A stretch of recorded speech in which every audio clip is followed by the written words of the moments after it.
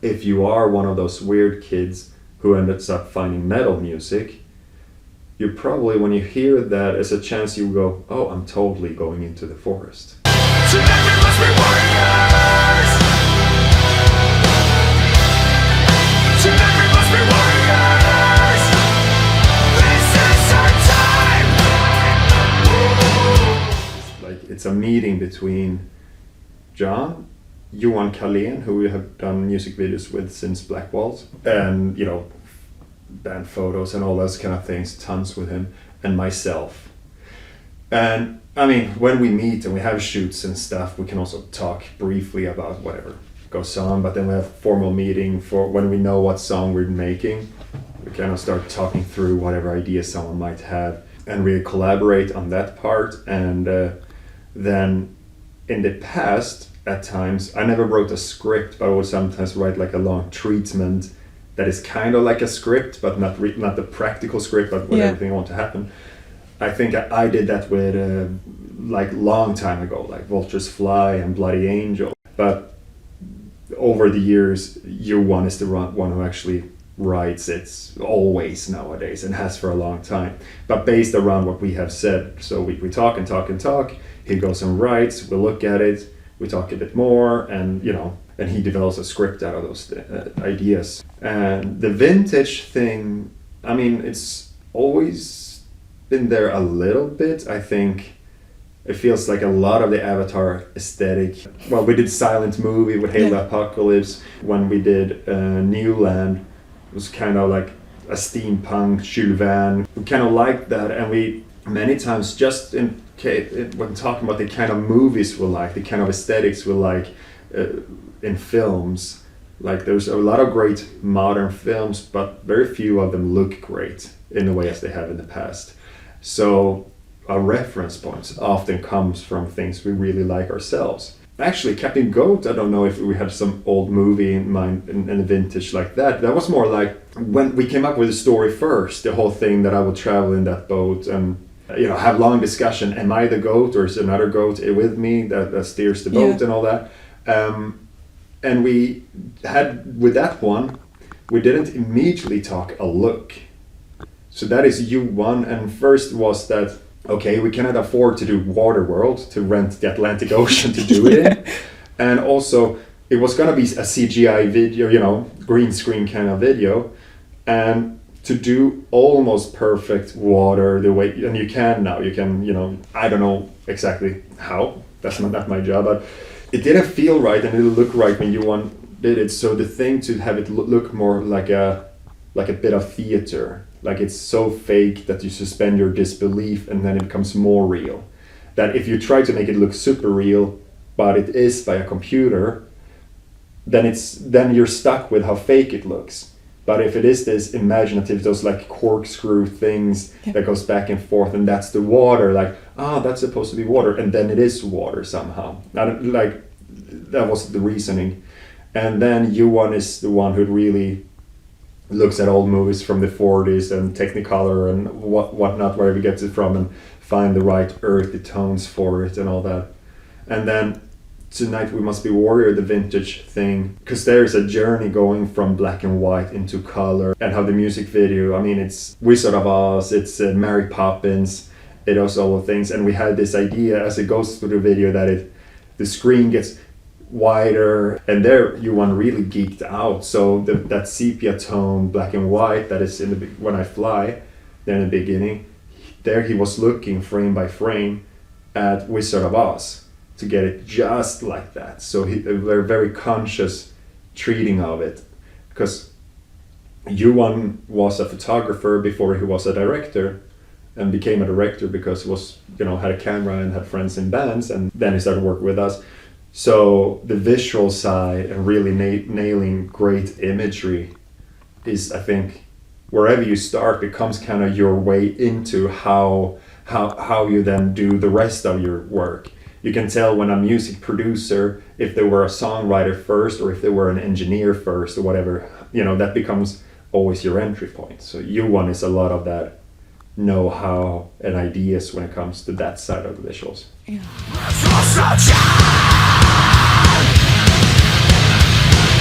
Cross all of these last 3 were fun. Because now we have our own space, you know, our warehouse where we rehearse and our merchandise is there and all our stuff, you know. We used to have it in 3 different places all over Gothenburg and Mölndal. It was chaos. Now we have a nice space of our own where it's also painted wall black and we can film there. Unless we need a mega huge space, we can do almost anything in there. Because when we would rent spaces, you know, a real film studio, that would cost in one day the same thing we pay for 1 month, our headquarters.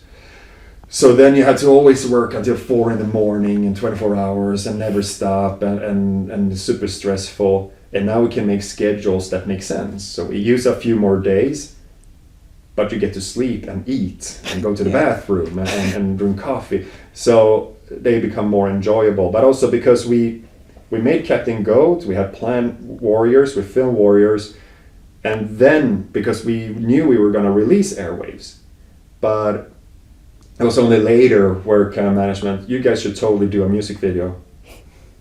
Fuck you. No, we need a music video. We don't wanna. You have to. Well, we can't unless we do like this and that. Okay, fuck, no, we kind of want to make one. And because we are usually so story-driven and visual, can we just do a, you know, intense fucking metal video? Oh yeah, and then we can do this, that, and then it became cool to do it.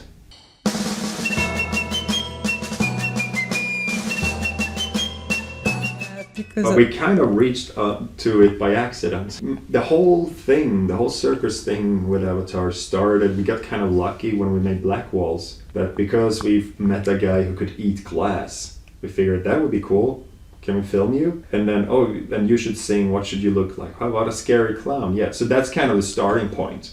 So of course there was It and the Joker and even the Crow and a bunch of, you know, and Alice Cooper and Kiss and all these things that that I would pull from. And then over time we had used balloons on stage, and therefore we were on our own journey to this, a scary clown with a red balloon. Yeah, of course, you know, and then when it was done, It. Oh yeah, that's right. Thank you, Stephen. So it's not necessarily there was an It album cover, but I see what you see. And I also think because my role, what I do when I'm the kind of clown that I am, is not necessarily the same clown as It is. If I really try to think about it, and the idea that Stephen King's It is based around, he gets powerful through the fears of the children, right? He preys on their innocence. And that's where he's scary and he seeks to do harm.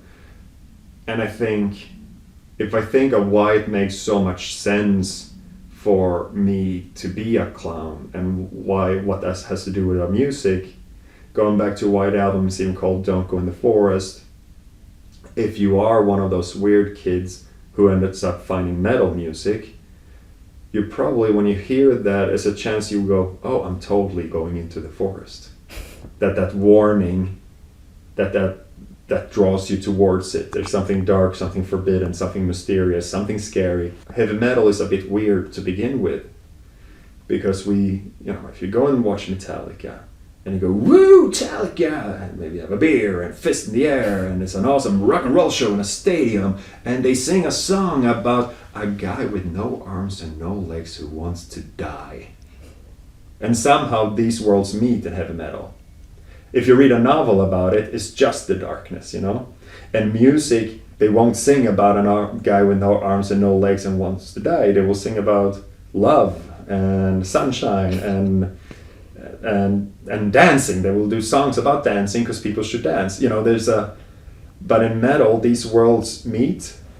So this weird balance act, and I think therefore metal is used for so many of them to become this outlet and have this cathartic quality to it, where you get to confront and deal with the horrific things and get an outlet for whatever the dark things within or the dark things in the world. And the clown, being a clown, how that kind of manifests, that to some people becomes a confrontation with with what you're scared of, but I guess also becomes, something that you can project yourself. Not very often that what I do is presented in a antagonistic way. It's usually I get to play a protagonist, So there I think when you really pick apart the meaning of it, is a huge difference between it, the clown, or other kind of horror related performances in metal and what people do with it.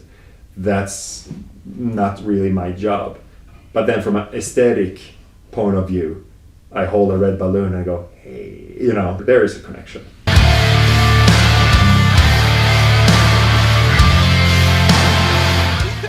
I hope Judas Priest. Yeah, no, I don't know. It's been very hard for us over the years to find, we have opened for tons of bands, but it's also been hard to see exactly where we fit in through the years, because I feel like we are kind of in a little world of our own a lot of the time. You know, we have been with both Obituary and Halloween in the past, and both were pretty damn great to be on tour with. And I don't think there are many bands that can do both. And sometimes you feel you can do neither. So I don't know, I'm open to suggestions.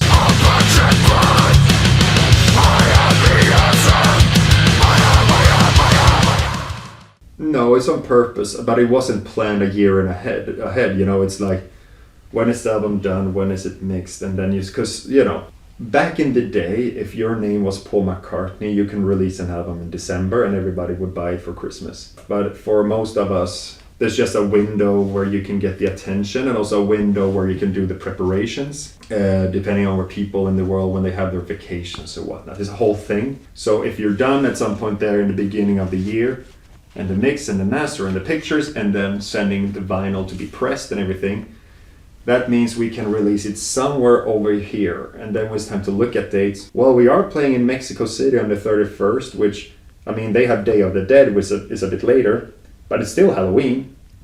And we did this album, that's perfect, let's do it like that.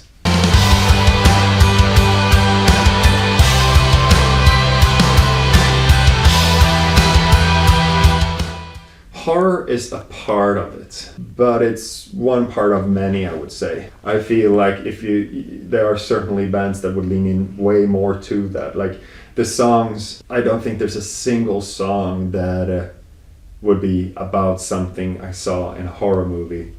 There's certain, you know, go back to a song like Murderer, there's certain songs that aesthetically lean into that a bit deeper, but that was still about something else ultimately than about just telling a horror movie story. We're not a horror band in that sense.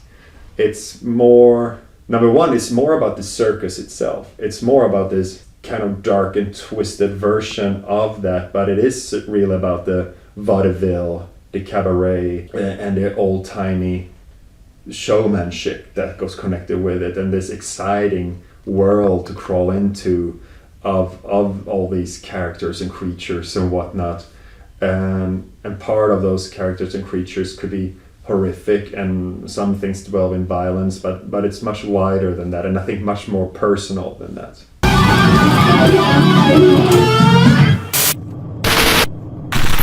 Those short documentaries that are up on the full versions of them, but they're still pretty short, it's on avatarcountry.com. So it's for, you know, the citizens. Yeah. That's what we do this time with it, because every time you kind of want to we have had different approaches through the years. Hunter Gatherer, we did the whole scaling the mountain thing, which felt like maybe a more contemplative, poetic reflection on it when it was all done. And then of course with Dance Devil Dance, like you said, because that was such a specific idea. The whole idea was, during the pandemic, you know, me and my wife, like many people did, had movie marathons. Yeah. And one of our marathons was watching all the Paranormal Activity movies. While we were watching that, it hit me, this is cheap. And also, so we can pull that off. If we make a documentary that turns into something crazy at the end, we don't need to act, or we need to act for 5% of it. And 95%, because we're not actors. But we can hide bad acting in 95% of us being normal. So then the acting is kind of, you know, shitty acting is buried under us just being awkward in ourselves, like people are when they're being filmed. So like that we could get away with way more than if we would try to act from the beginning to the end of something. So that was a very specific idea that's built on yeah, let's make a documentary so we can kill each other. So that drove that. And now it was, you know, a different touch and approach each and every time. So yeah, this is what happened this time. And next time will be completely different again.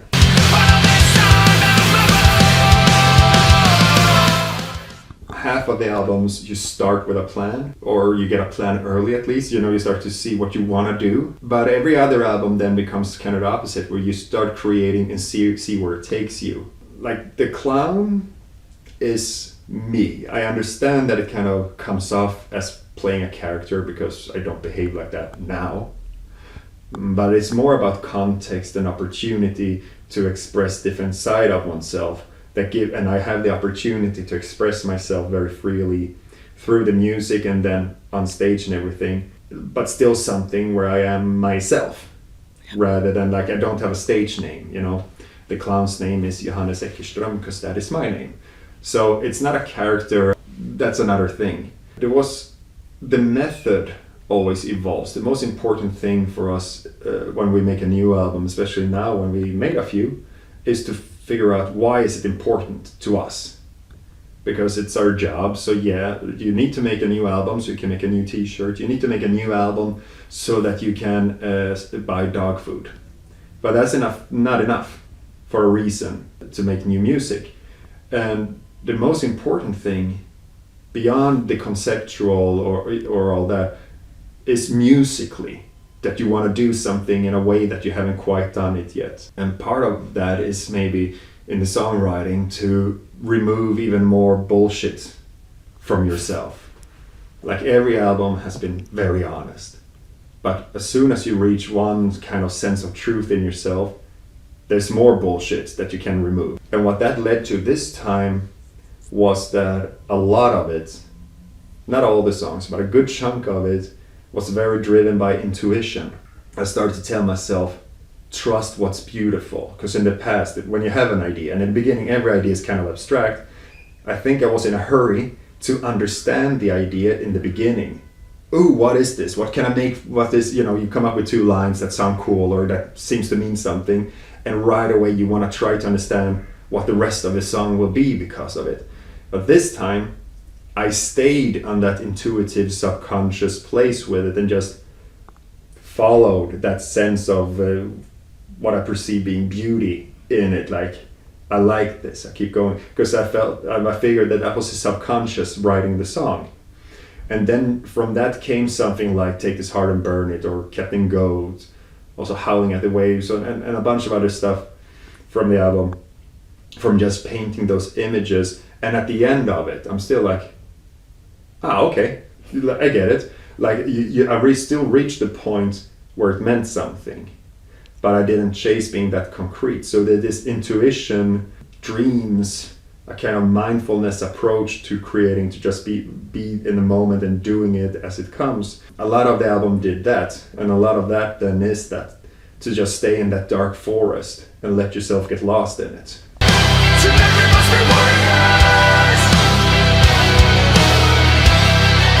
Tonight we must be warriors. My protein shake now is very clean. It's a vegan protein powder, vegan creatine, and a banana in water, right? But for a while I used to have a bit more fun with it, especially when I really wanted to gain a few kilos. So then I could put in, well, oat milk or something, and even for a while some oat-based ice cream, and a little bit of peanut butter, maple syrup with that banana, and then preferably something vanilla flavored, but still with the protein and the bulking in there. So yeah, something like that. Pretty American, with peanut butter, and which, you know, the milkshake is ultimately, you know, something like that. A protein enriched something with peanut, vanilla, and maple syrup kind of thing.